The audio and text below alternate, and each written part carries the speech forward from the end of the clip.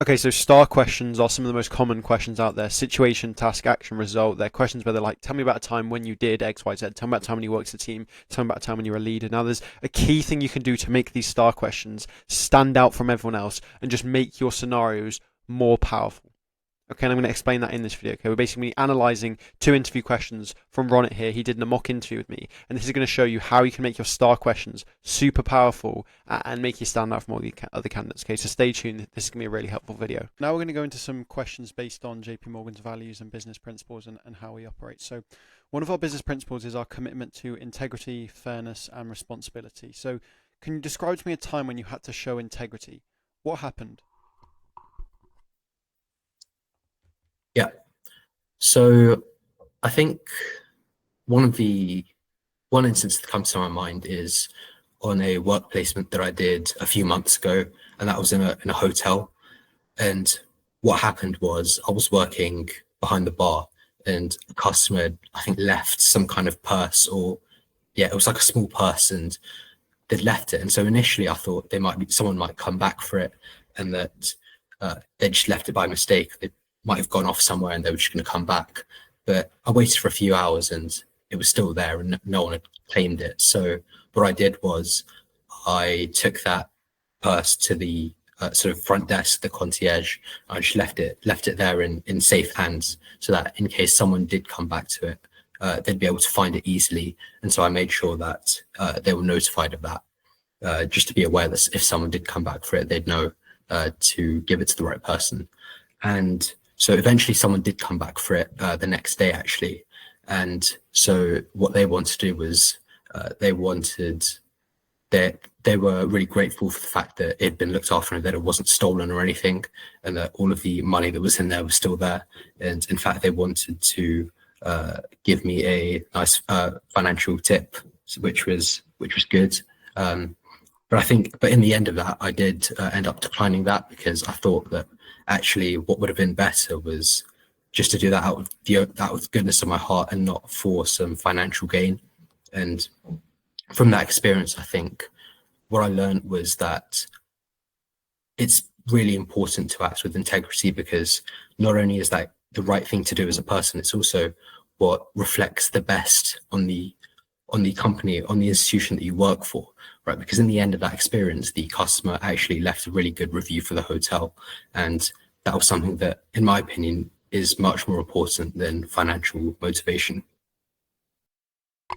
Yeah, so that was a good answer there. Probably a tiny thing you could add just to make this like a bit 5% better would be just up the stakes a bit. Now, with at the end of the day, humans, we love stories. It's some psychological thing, right?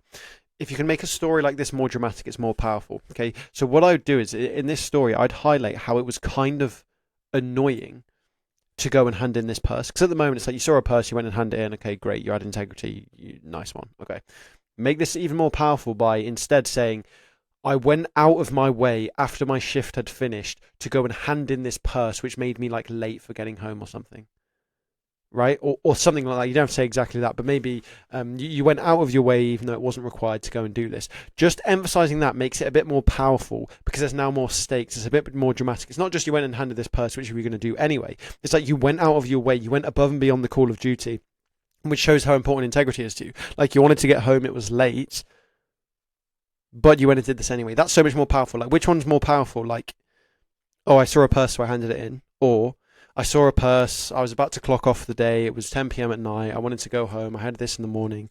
However, for me, integrity is really important. So at the end of the day, even though it was the end of the day and it would delay me sort of a couple of minutes and I'd have to go to the other side of the hotel or whatever, it was important that I did the right thing. So I took those efforts, even though it was a bit of an obstacle. I went and did it, and I handed in that purse. Which one of those is more powerful? The second one. The second one feels like you have more integrity and you're like a better person because you put some stakes to it. So that's the kind of thing I say with some of these. Tell me about a time, sort of star questions. Describe to me a time. If you can add in a bit of stakes, make it a bit more dramatic, that will make your example more powerful. Okay, already that was a good example, but that's just an extra thing you could add in there. So another one of our business principles is exceptional client service. Can you describe to me a time when you went above and beyond for a customer? What happened and what did you specifically do to ensure they received the best experience possible?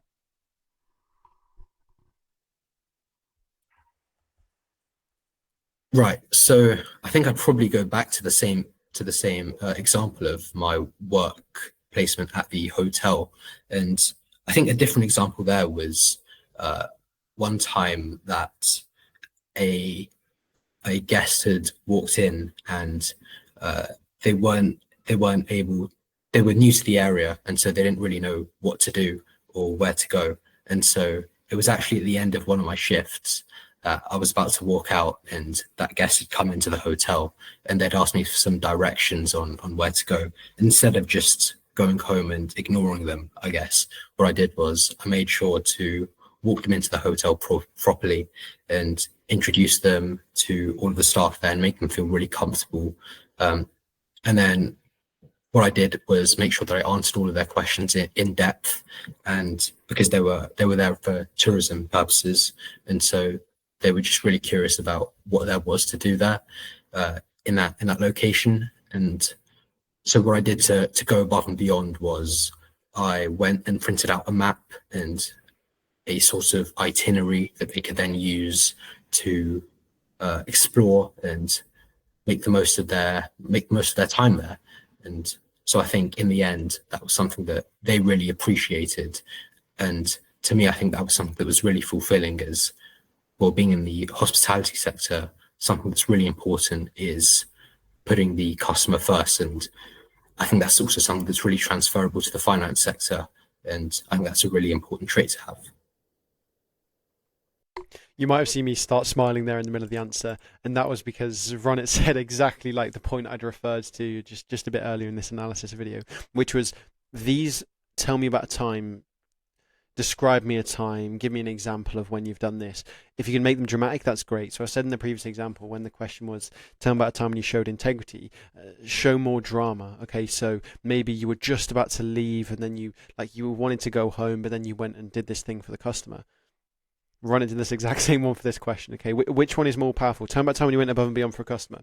Yes, so a customer came in and was asking some questions, so I went and answered them for him. Or, so I was working my job. I'd already been here through my 8-hour shift, and I was just about to leave. I was clocking off. I was about to work out the building when a new customer comes in asking some questions.